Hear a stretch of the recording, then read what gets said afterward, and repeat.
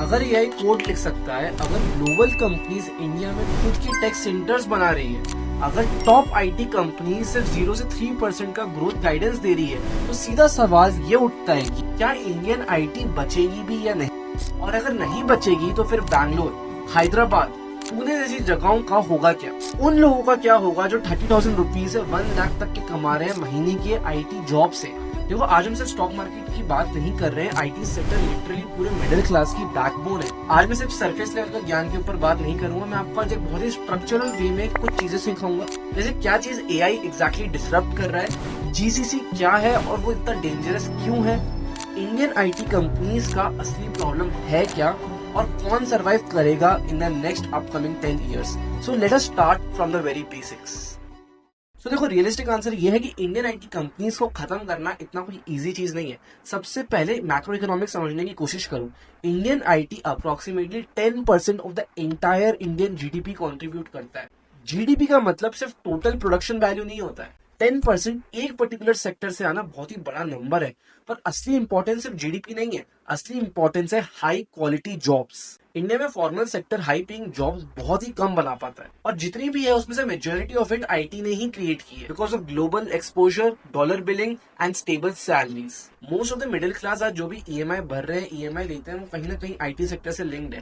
अगर IT sector slow होता है तो सिर्फ आईटी पे इम्पैक्ट नहीं आएगा, उसी की वजह से रियल एस्टेट भी स्लो हो जाएगा, कार सेल कम हो जाएगी, जो भी प्रीमियम कंजम्पशन है वो स्लो हो जाएगा, पूरा मास प्रीमियम और प्रीमियम मार्केट पे इफेक्ट आ सकता है। ये पूरा एक डोमिनोज इफेक्ट है, एक चीज के इम्पैक्ट होने से हर एक चीज पे इम्पैक्ट आएगा। इसलिए Indian IT collapse narrative over simplified, और इसी वजह से गवर्नमेंट भी इस सेक्टर को गिरने से पूरी तरीके से रोकने की कोशिश करेगी।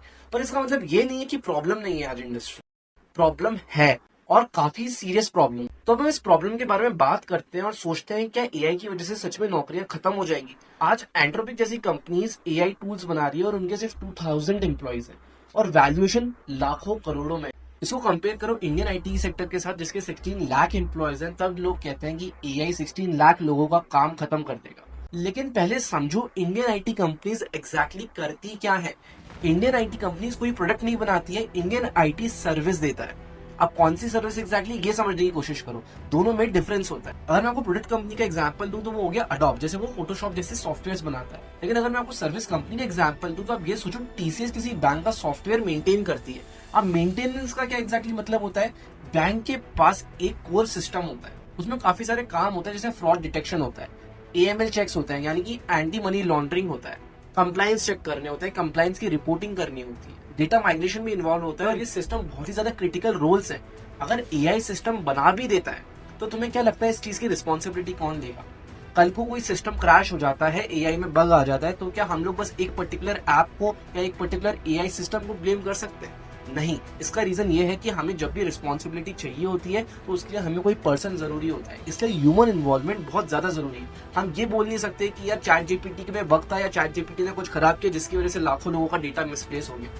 इसलिए हमेशा एक वेंडर की जरूरत हमेशा पड़े। ये जितनी भी रेगुलेटेड इंडस्ट्रीज होती है, इनमें अकाउंटेबिलिटी आउटसोर्स नहीं करी जा सकती। तो क्या एआई काम नहीं आएगा? एआई का कोई यूज नहीं है इस पर्टिकुलर इंडस्ट्री में, ऐसा भी नहीं है। एआई रेपिटेटिव कोडिंग को कम कर देगा, जो भी bottom level entry level jobs है उनको एलिमिनेट कर देगा। तो जो ओवरऑल हेड काउंट है, जो ओवरऑल नंबर ऑफ एम्प्लॉइज है, वो जरूर कम होंगे।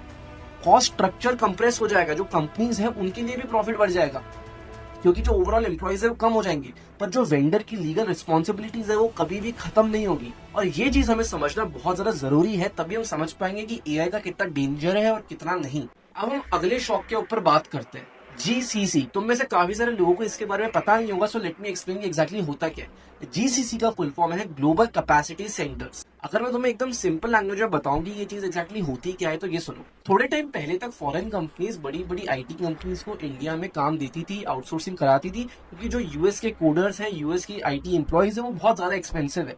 तो क्या होता था कि जो इंडियन कंपनीज है वो इंडियन टैलेंट को यूज करती थी और उसे डॉलर में बिलिंग कराती थी।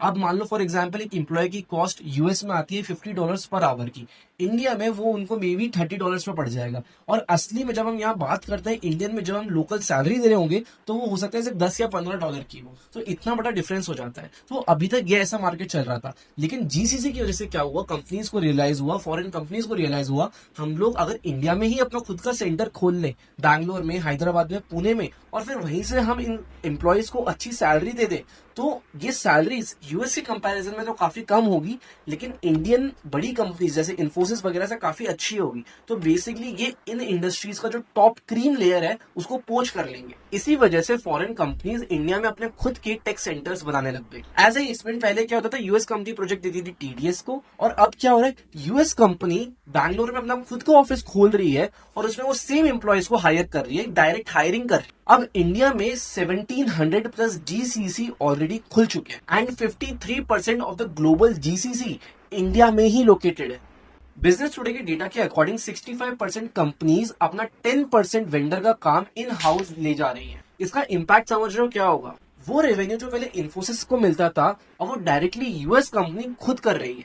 अब इसके दूसरे हिट के बारे में हम बात करते हैं, और इसका दूसरा हिट ये है कि जो टैलेंट है वो माइग्रेट कर रहा है। इंडियन आईटी ग्रोथ अगर हम देखें तो 0 से 5% पे कहीं ना कहीं चल रही है, जिसकी वजह से सैलरी ग्रोथ काफी लिमिटेड है। विराज जीसीसी हाई सैलरी ऑफर कर रहे हैं, टॉप टैलेंट शिफ्ट हो रहा है, जो भी टॉप क्रीम लेयर थी बड़ी बड़ी कंपनीज की वो सारी जीसीसी में जा रही है, और जो बॉटम लेवल जॉब्स हैं वो एआई ऑलरेडी खा रहा है। So long story short, top level की जॉब्स जीसीसी खा रहा है और बॉटम लेयर की जॉब्स एआई खा रहा है, और ये बहुत ही प्रेशर बन रहा है कंपनीज पे।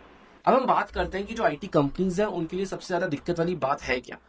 The worst thing is that these companies have a lot of free cash flow, yet they are not spending in R&D. अगर आपको एक एग्जांपल से समझाऊं तो TCS ने अप्रोक्सीमेटली 46,000 करोड़ का फ्री कैश फ्लो जनरेट किया। फ्री कैश फ्लो का मतलब ये रहता है कि पूरे सब कुछ करने के बाद, सबको सैलरीज बांटने के बाद, इन्वेस्टमेंट करने के बाद कंपनी के पास अकाउंट में कितना पैसा बच गया, and that amount was 46,000 crore. Company ने अपने सारे एक्सपेंसेस और इन्वेस्टमेंट करने के बाद भी इतना सारा कैश बचा लिया, लेकिन इसमें से 98% money was given as dividends, मतलब सारे शेयर होल्डर्स को बांट दिया गया। और तुम्हारी जानकारी के लिए मैं तुम्हें बता दूं, R&D पे सिर्फ 1% खर्च हुआ था, विच इज 420 करोड़। सुनने में तुम्हें 420 करोड़ बहुत बड़ा नंबर लग रहा होगा, लेकिन ये पूरे रेवेन्यू का सिर्फ 1% है। अगर मैं तुम्हें इसको कंपैरिजन में बताऊं तो चाइना का 2.8% ऑफ द एंटायर जीडीपी सिर्फ R&D पे खर्च होता है, और वही नंबर इंडिया के लिए कितना गेस करो, सिर्फ 0.64। इस वजह से डिफरेंस सिर्फ पैसे का नहीं बल्कि एंटायर माइंडसेट का हो जाता है। जहां पे चाइना जैसी कंपनीज R&D पे भर भर के खर्च कर रही है, इंडिया जैसी कंपनीज बहुत ही कंजर्वेटिवली स्पेंड कर। आज के टाइम पे हार्श रियलिटी तो ये है कि इंडियन आईटी ने पिछले 20 साल में सिर्फ कॉस्ट आर्बिट्राज से पैसा कमाया है। इसका मतलब ये है कि जो लेबर इंडिया में सस्ता है वही सेम लेबर यूएस में काफी महंगा होता है। जैसा मैंने पहले बताया, जो चीज इंडिया में 10 रुपए की है वो सेम चीज, वो सेम सैलरी यूएस एम्प्लॉय को 50 देनी पड़ेगी। तो इंडिया 10 की जगह 25 रुपए ऑफर करती है, यूएस वाले को लगता है यार ये 50 की जगह 25 में मिल रहा है, इंडिया वाला 10 में काम कर रहा होता है। रियलिटी तो ये है कि इंडियन मार्केट पिछले 20 साल से सिर्फ कॉस्ट आर्बिट्राज पे पैसे कमा रहा है। जैसे मैंने बताया, अगर किसी पर्टिकुलर एम्प्लॉय की सैलरी 50 रुपीज है यूएस में, इंडिया में उस सेम एम्प्लॉय की सैलरी होगी सिर्फ 10 रुपीज। और ये जो आईटी कंपनीज होती है वो इसी 10 रुपए वाली सर्विस को 25 का करके बेचती है, तो यूएस वाले पर्सन को लगता है यार 50 की जगह सिर्फ 25 में पड़ रहा है। और इंडियन आईटी कंपनीज को कॉस्ट सिर्फ 10 रुपए पड़ती है, तो जो 15 रुपए बीच का होता है वो उनका प्रॉफिट हो जाता है, उनका मार्जिन हो जाता है। और इसी तरीके से ये लोग ऑपरेट कर रहे हैं पिछले 10-20 साल से। लेकिन एआई की वजह से अगले 5 से 10 साल में ये जो सर्विस मार्जिन है ये काफी कंप्रेस हो जाएगा, क्योंकि जो ओवरऑल नंबर ऑफ एम्प्लॉयज है उनकी जरूरत ही काफी कम हो जाएगी। एज आई मेंशन, जो ओवरऑल हेड काउंट है वो काफी कम हो जाएगा, और इस वजह से जब मार्जिन श्रिंक हो जाएंगे तो ये डिविडेंड देना भी पॉसिबल नहीं होगा। तो अब इसका मतलब ये है कि आईटी कंपनीज अगले 5-10 साल में खत्म हो जाएगी? बिल्कुल भी नहीं। देखो, Indian IT companies asset light model पे ऑपरेट करती हैं। एसेट लाइट मतलब उनका कोई भी हैवी कॉस्ट नहीं आता, एक्सपेंडिचर नहीं आता। अगर एक एग्जांपल से वापस समझाऊं तो जब भी आपको कोई पर्टिकुलर फैक्ट्री लगानी पड़ती है तो आपको लाखों का लैंड खरीदना पड़ता है, उसमें मशीनरी लगानी पड़ती है, और इसी चीज को हम एसेट हेवी इंडस्ट्री बोलते हैं। लेकिन आईटी सेक्टर में ऐसा नहीं है, उनको चाहिए तो बस एक ऑफिस, एक laptop, and that is all they need. इसी वजह से जो उनके ऑपरेटिंग मार्जिन है वो काफी हाई रहते हैं, अप्रोक्सीमेटली 25%। तो बेसिकली आईटी कंपनी बहुत ही एसेट लाइट है, इसी वजह से जो उनका ROIC है वो काफी ज्यादा हाई है। ROIC का क्या मतलब होता है? ROIC का फुल फॉर्म है रिटर्न ऑन इन्वेस्टेड कैपिटल। इसका मतलब जितने पैसे डाले हैं उस पर कितना रिटर्न बन रहा है। अगर कंपनी ने 100 रुपए डाले हैं और उस पर 25 रुपए बन रहे हैं तो जो ROIC हो गया वो 25 रुपए हो गया। हाई ROIC कंपनीज बहुत ही रेजिलियंट होती है, इसलिए ये लोग कोलैप्स नहीं हो जाते ओवरनाइट, बल्कि बहुत ही स्लो ट्रांसफॉर्मेशन होता है।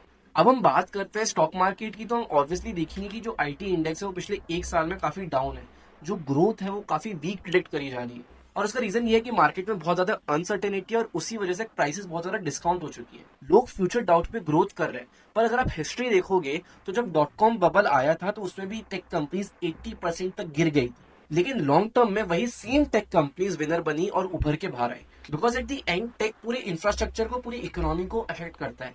सो अगर हम लोग फाइनल वर्डिक्ट की बात करें तो इंडियन आईटी मर नहीं रहा है, पर कंफर्टेबल फेज से कहीं ना कहीं बाहर निकल रहा है। अभी तक जो उनका सबसे बड़ा लेवरेज था कि इंडिया में काम कराओ और पैसे लोग डॉलर में, वो कहीं ना कहीं खत्म हो रहा है। और इसी के साथ एआई कंटिन्यूसली बॉटम लेयर को रिड्यूस करता रहेगा और जीसीसी टॉप प्लेयर्स को एब्जॉर्व कर लेंगे। जो कंपनीज आज से फ्यूचर में भी कंटिन्यूसली डिविडेंड को मिल करती रहेंगी, जो फ्री कैश फ्लो है उसको रिसर्च और डेवलपमेंट में नहीं लगाएगी, आरएनडी को इग्नोर करेगी और अपना ट्रू पोटेंशियल यूज नहीं करेगी, वो कहीं ना कहीं फ्यूचर में हम देखेंगे कि स्टैग्नेंट हो जाएगी। और दूसरी तरफ जो कंपनीज एआई को इंटीग्रेट करेगी खुद के सिस्टम में, ऑटोमेशन से खुद की मार्जिन इंप्रूव करेगी। अगर एआई टूल्स बॉटम लोगों को रिप्लेस करेंगे तो कहीं ना कहीं उसकी वजह से जो इंडियन कंपनीज है उनकी प्रॉफिटेबिलिटी भी बढ़ेगी।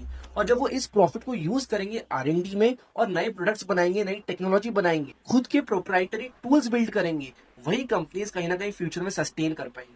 आपका क्या ओपिनियन है पूरे आईटी सेक्टर पे? Let me know in the comment section. I hope आपको आज का वीडियो अच्छा लगा हो। I will see you guys in the next one. Thank you so much for watching.